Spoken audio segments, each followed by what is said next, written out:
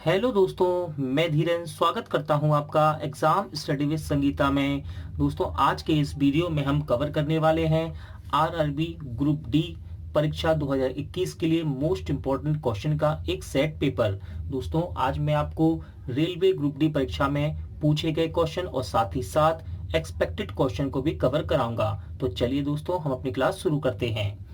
पहला सवाल है दोस्तों, और ये सवाल लिया गया है अनुपात समानुपात चैप्टर से। सवाल कह रहा है यदि P अनुपात 18 समानुपात 5:3 हो तो P का मान क्या है। दोस्तों, सबसे पहले मैं आपको इसका बेसिक बताता हूं, याद रखिएगा।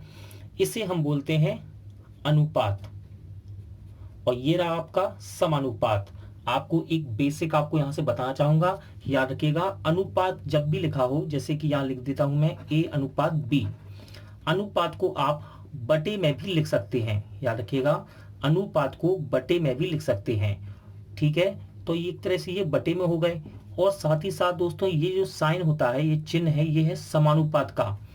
समानुपात को हम बराबर लिख सकते हैं। क्या लिख सकते हैं? समानुपात को बराबर लिख सकते हैं। तो याद रखिएगा, अनुपात को हम लिख सकते हैं बटे में, और समानुपात का ये चिन्ह है और इसको हम बराबर में लिख सकते हैं। तो इस सवाल को हम दो तरह से सॉल्व कर सकते हैं। तो पहले मैं आपको इसका बेसिक तरीका बताता हूं। देखिए, यहां लिखा हुआ है 5 अनुपात 18 समानुपात 5:3। तो देखिए, यहाँ एक मेथड दोस्तों हम यूज करेंगे। देखिए कैसे। सबसे पहले हम इसमें एक तरीका लगाएंगे दूर दूर पास पास का। क्या? दूर दूर पास। देखिए, ये दूर वाले हो गए, दूर दूर, और पास पास। दूर दूर का गुणा करेंगे और पास पास का गुणा करेंगे। तो देखिए, दूर का गुणा दूर में करते हैं हम, और पास का गुणा पास में करते हैं। जो पास वाले नंबर हैं इनका गुणा पास में करते हैं। और मैंने आपको क्या बताया, समानुपात की जगह हम बराबर रख सकते हैं। अब इसको सोल्व कर लेते हैं। 3 6 18, ठीक है। तो P की वैल्यू कितनी आ गई? 6 पंजे 30, यानी कि इसका सही आंसर हो जाएगा आपका ऑप्शन बी। अब देखिए दोस्तों, हम इसे इस मेथड से भी कर सकते हैं। P अनुपात 18 को आप क्या लिख सकते हैं? आप लिख सकते हैं इसे P/18। और 5:3 को क्या लिख सकते हैं? 5/3। और समानुपात मैंने आपको क्या बताया, आप इसको बराबर लिख सकते हैं। तो बराबर लिख दीजिए। देखो, इससे सॉल्व करते हैं। ये कट जाएगा इससे, 3 6 क्रॉस मल्टीप्लिकेशन होगा तो 6 यहाँ में जाएगा गुणे में। तो P की वैल्यू जाएगी 6 पंजे 30। तो हम इसको इस तरह भी कर सकते हैं। अगला सवाल देखते हैं। क्वेश्चन है दोस्तों, इंपॉर्टेंट रहेगा। संख्या पद्धति यानी कि नंबर सिस्टम से क्वेश्चन लिया गया है और इंपॉर्टेंट रहते हैं इस प्रकार के सवाल। सवाल कह रहा है आपसे, इनमें से कौन सी संख्या 9 से भाज्य होगी। दोस्तों, इस तरह के सवाल एग्जाम में पूछे जाते हैं। कभी वह आपसे कहता है कि 9 से विभाज्य होगी, कभी कहता है 6 से विभाज्य होगी, 2 से। तो यहाँ हर एक नंबर के अपने अपने नियम होते हैं। जैसे जैसे मैं आपको प्रैक्टिस कराता जाऊंगा, वैसे वैसे ये नियम भी बताता जाऊंगा। तो यहाँ आपको सवाल में देखना है 9 से भाज्य है, यानी कि 9 से कौन सी ऐसी संख्या है जो 9 से पूरी तरह से विभाज्य है या कट रही है इनमें से।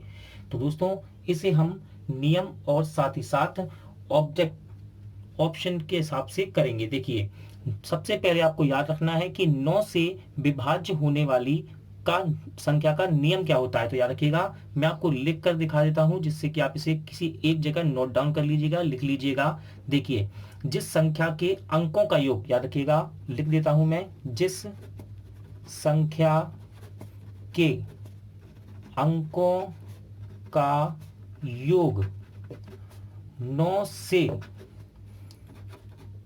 विभाजित होगा, वह संख्या भी 9 से विभाजित होगी। याद रखिएगा, फिर से बताता हूं, जिस संख्या के अंकों का योग, इनमें से जिस संख्या के अंकों का योग 9 से विभाजित होगा, वह संख्या भी 9 से विभाजित होगी। तो दोस्तों, अब यहां हम ऑप्शन से उठाकर देखते हैं। और याद रखिएगा, एग्जाम में एग्जामिनर जानबूझकर ऐसा करता है कई बार कि ऑप्शन को हमेशा जो भी आंसर आता है ना, उसे वो डी में रखता है। तो हम यहां से पहले कोशिश करते हैं कि हम डी से उठा के देखते हैं। डी से उठा के देखते हैं, तो देखो, डी को हम उठाते हैं, नंबर है 3 1 2 3 9।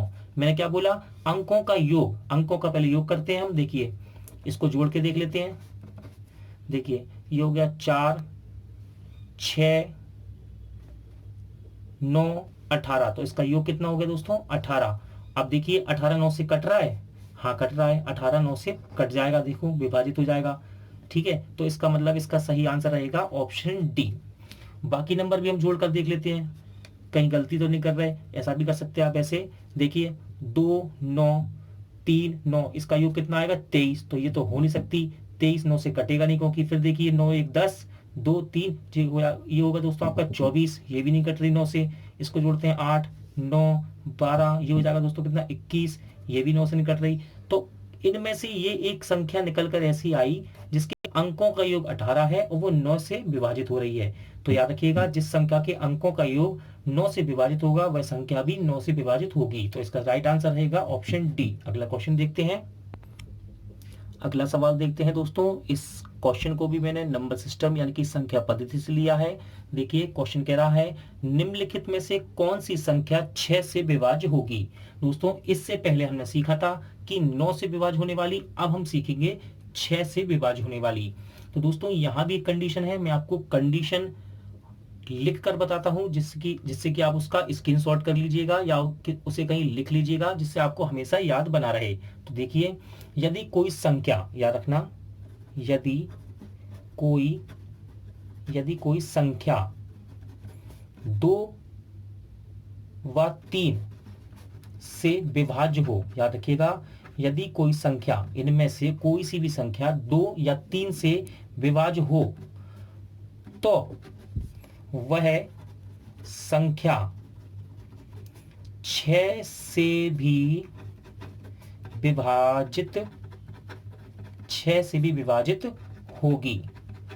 ठीक है दोस्तों, तो इस प्रकार याद रखिएगा, इस प्रकार किसी संख्या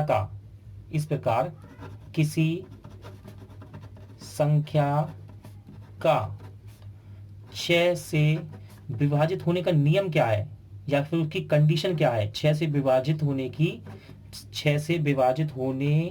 की शर्त क्या है, आप कह सकते हैं कंडीशन क्या है। तो पहली शर्त क्या है दोस्तों, पहली शर्त है आपकी कि उस संख्या के अंकों का योग 3 से विभाजित होना चाहिए। क्या, उस संख्या के अंकों का योग 3 से विभाजित होना चाहिए। उस संख्या के अंकों का योग 3 से विभाजित होना चाहिए, 3 से विभाजित। और दूसरी कंडीशन है दोस्तों, दूसरी कंडीशन क्या है, दूसरी कंडीशन है उस संख्या का अंतिम अंक यानी कि लास्ट नंबर, अंतिम अंक सम हो। तो देखिए हम देखते हैं उठा के, इसको जोड़कर देखते हैं। पहले 1 2 3 4 5 4 6, इसे जोड़ते हैं, जो हो गया 10 13 14 15 16। तो दोस्तों 16 क्या 3 से कट सकता है? मैंने आपसे क्या बोला, संख्या के अंकों का योग 3 से विभाजित होना चाहिए। जो यहाँ तो हो रहा है ये 16, क्या ये 3 से कट जाएगा? नहीं कटेगा, तो ये नहीं हो सकती।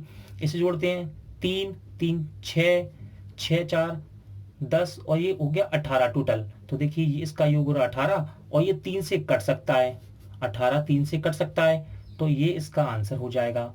आगे देखते हैं, देखिए 1 2 3 4 4, इसको अगर जोड़ेंगे दोस्तों हम आपस में तो इसका योग होगा कितना 14, जो कि 3 से नहीं कट रहा। आगे फिर देखते हैं, इसको देखने की जरूरत ही नहीं दोस्तों, क्योंकि मैंने आपसे क्या कहा, लास्ट अंक सम होना चाहिए, लेकिन ये तो सम है ही नहीं, तो ये भी नहीं होगा। तो इसका सही आंसर क्या रहेगा, ऑप्शन बी। अगला क्वेश्चन देखते हैं। अगला क्वेश्चन देखते हैं दोस्तों, क्वेश्चन है रेलगाड़ी से लिया गया है, इंपॉर्टेंट क्वेश्चन रहेगा। 48 किलोमीटर प्रति घंटा की गति से चलने वाली एक रेलगाड़ी एक 200 मीटर लंबे प्लेटफॉर्म को 27 सेकंड में पार करती है, तो रेलगाड़ी की लंबाई बताइए। दोस्तों इस प्रकार का सवाल मैं आपको पिछले सेट में भी बता चुका हूं, जहां मैंने आपको कुछ छोटे छोटे नियम बताए थे रेलगाड़ी के। अब मैं उनको दोबारा से रिपीट करता हूं, तो ध्यान से सुनिएगा, याद रखिएगा। जब भी कोई रेलगाड़ी किसी प्लेटफॉर्म को या फिर किसी सुरंग को या पुल को पार करती है, तो रेलगाड़ी की लंबाई और प्लेटफॉर्म की लंबाई या सुरंग हो, इनकी लंबाइयां आपस में जुड़ जाती हैं, याद रखिएगा। ठीक है, तो देखिए अब हम सवाल को सॉल्व करना शुरू करते हैं। रेलगाड़ी की चाल कितनी दे रखी है आपको? चाल दे रखी है आपको 48 किलोमीटर प्रति घंटा, और समय दे रखा है आपको 27 सेकंड। ठीक है, और कुल लंबाई, मैंने कहा ना रेलगाड़ी प्लेटफॉर्म की लंबाई जुड़ जाएगी, क्योंकि ये क्षैतिज है, याद रखिएगा नियम है क्षैतिज। यदि कोई चीज खड़ी हो, जैसे कोई व्यक्ति है, व्यक्ति खड़ा है, व्यक्ति को पार कर रही, तो व्यक्ति की लंबाई नहीं जुड़ती दोस्तों। जब भी कोई चीज क्षैतिज होगी, लेटी हुई, उनकी लंबाइयां आपस में जुड़ती हैं। तो रेल की लंबाई और प्लेटफॉर्म की लंबाई हम जोड़ेंगे तो कुल लंबाई कितनी हो जाएगी? कुल लंबाई हो जाएगी आपकी 200, और ट्रेन की हम मान लेते हैं x। ट्रेन की लंबाई कितनी मान लेते हैं? ट्रेन की लंबाई हम मान लेते हैं x, जो कि हमें निकालनी है, तो हमने इसमें जोड़ दी। तो आप यहाँ से 3 फॉर्मूले होते हैं दोस्तों, चाल बराबर दूरी बटे समय, दूरी का ही है। आप कोई सा भी एक फॉर्मूला यूज करके इस सवाल को सॉल्व कर सकते हैं। यहाँ हम लगाते हैं चाल वाला। देखिए, चाल बराबर दूरी बटे समय। ठीक है, चाल कितनी दे रखी है आपको? 48 किलोमीटर प्रति घंटा, 48 किलोमीटर प्रति घंटा। दूरी कितनी है? 200 प्लस x, और समय कितना है? 27 सेकंड। देखिए, ये मीटर में है, ये सेकंड में है, आंसर आ रहा है मीटर में। और चाल आपको दे रखी है किलोमीटर प्रति घंटा में। तो याद रखिएगा, जब भी चाल को किलोमीटर प्रति घंटा से मीटर पर सेकंड में बदलते हैं दोस्तों, तो हम 5/18 से गुणा कर देते हैं। याद रखिएगा, 5/18 से गुणा कर देते हैं।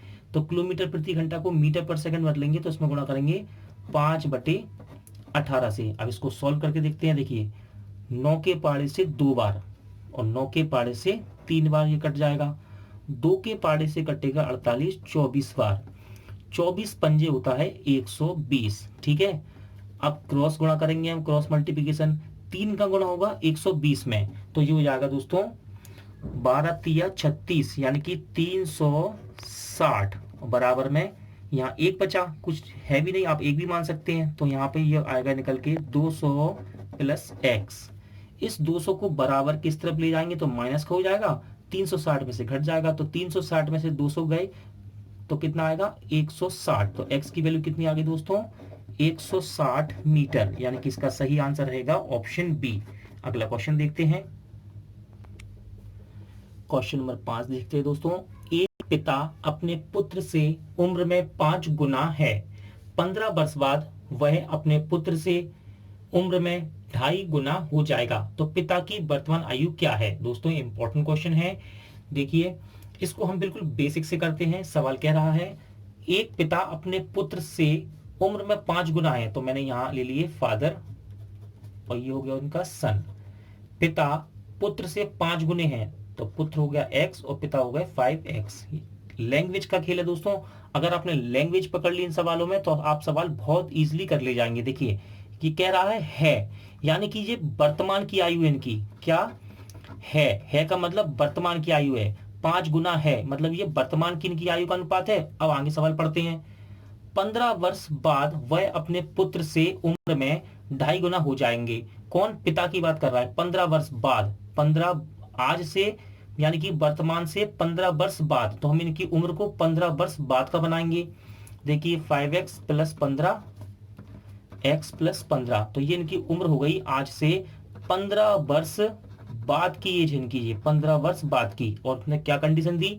वह यानी पिता की बात कर रहा है, अपने पुत्र से 2.5 गुना हो जाएगा। तो पिता तो 2.5 गुने हैं ही दोस्तों, याद रखिएगा पिता तो 2.5 गुने होंगे ही।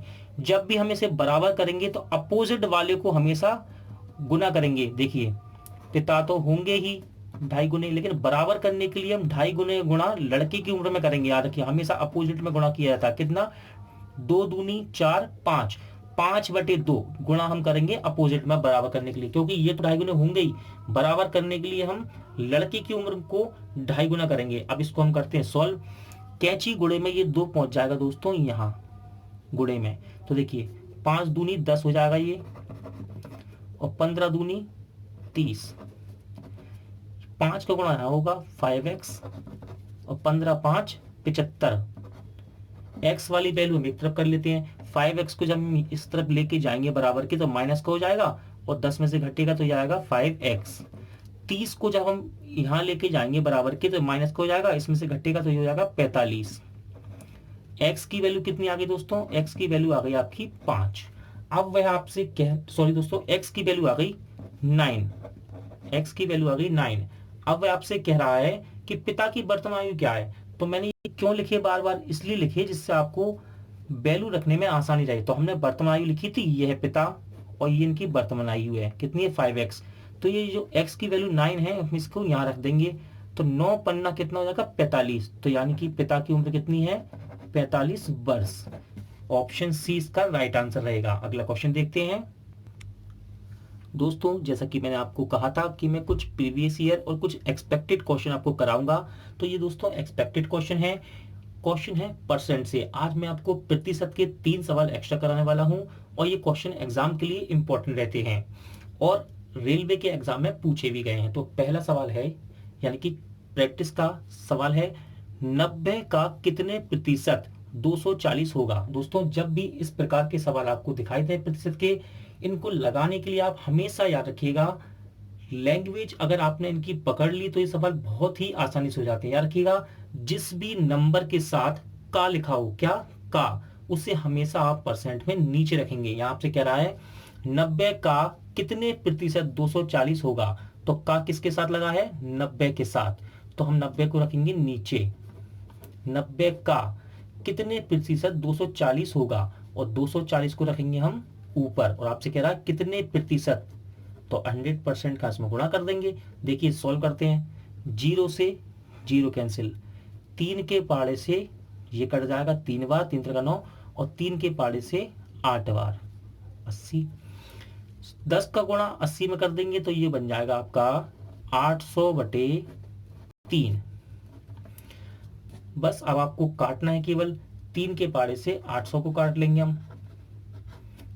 तो देखिए 3 दूनी 6, 0 डालेंगे 3 6 18, फिर 0 डालेंगे 3 6 18, तो ये आएगा आपका 2 सही 3, यानी कि 266 सही 2/3 प्रतिशत, यानी कि इसका सही आंसर रहेगा ऑप्शन डी। अगला क्वेश्चन देखते हैं। अगला क्वेश्चन देखते हैं दोस्तों, 6.8 किलोग्राम का कितने प्रतिशत 17 ग्राम है। दोस्तों इंपॉर्टेंट क्वेश्चन रहेगा आपके लिए ये। देखिए ये सवाल भी मैंने उसी प्रकार से लिया है जैसे कि आपने छठवां सवाल किया था। देखिए इसमें आपसे कह रहा है 6.8 किलोग्राम का कितने प्रतिशत 17 ग्राम है। तो अब मैंने आपको क्या बताया, जिसके साथ का लगा हो उसे आप नीचे रखिएगा। देखिए 6.8 किलोग्राम का, तो इसको नीचे रख दिया, जिसमें का लगा था उसे नीचे रख दिया मैंने। कितने प्रतिशत 17 ग्राम है, 17 को ऊपर इंटू 100%। अब दोस्तों यहां याद रखिएगा, एक वैल्यू आपको किलोग्राम में है और एक ग्राम में है, तो आपको याद रखना होगा 1 किलोग्राम में कितने ग्राम होते हैं 1000 ग्राम। तो हम इस किलोग्राम को ग्राम में बदल लेंगे। देखिए कैसे, और सॉल्व भी करते जाएंगे साथ में। पहले मैं यहां से पॉइंट हटाता हूं तो ऊपर एक 0 बढ़ जाएगी, ठीक है।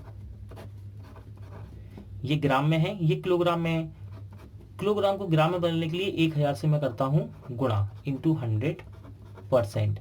देखिए 0 से 0 कैंसिल, 0 से 0 कैंसिल, और एक इस 0 से ये वाली 0 कैंसिल हो जाएगी।